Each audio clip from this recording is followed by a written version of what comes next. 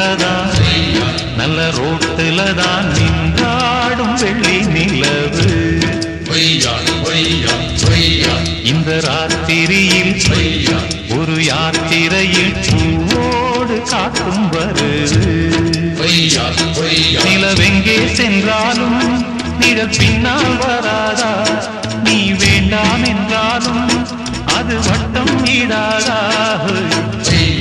புது ரோட்டுலதான் நல்ல ரோட்டுலதான் நின்றாடும் வெள்ளி நிலவு.